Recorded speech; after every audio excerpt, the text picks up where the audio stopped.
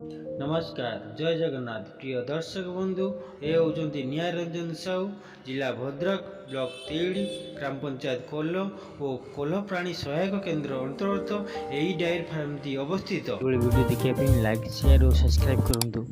Corona महामारी समय विदेश जीविका हराई गोपालन को मुख्य जीविका रूपे बाछि नहीं निज गोड़ निजे ठियाई से सफल दुग्ध चाषी होगा सहित परिवार समस्त खर्च निजे बहन कर दृढ़ मनोबल और इच्छा शक्ति से सफलता पाई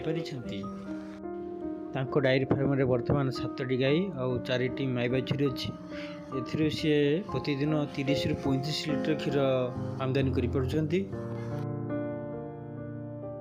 कर डायरी फार्म टी को परिष्कार परिच्छन्न रखा सहित गाई बाछुरी जत्न ने बहुत भल पाती और मशा माछी दारू रक्षा करने गुआलर चारिपटे मशारी व्यवस्था भल भाव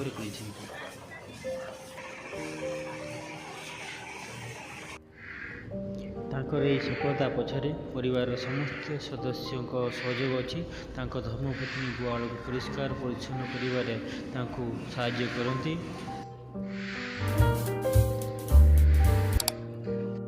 ओडिशा सरकार द्वारा राष्ट्रीय गोकुल मिशन जरिया कोल्ह प्राणीधन निरीक्षक संजीव बारी द्वारा गाई को कृत्रिम प्रजनन जरिया 4टी उन्नत मानर बाछुरी से पाई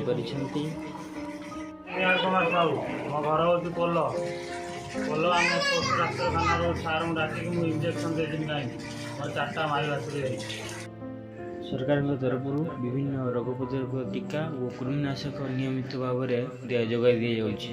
आपड़ जदि एमती फार्म करने चाहते निकटस्थ प्राणी सहायक केन्द्र कोल्ह और प्राणी चिकित्सालय तीन सहित जोगाजोग करूँ। मार्केट में दानार दाम बढ़ी बढ़ी चली तेणु दुग्ध चाषी मानक अनुरोध कराऊँगी से सबुदिनिया घास चाष पारा कि हाथिया चाष करते।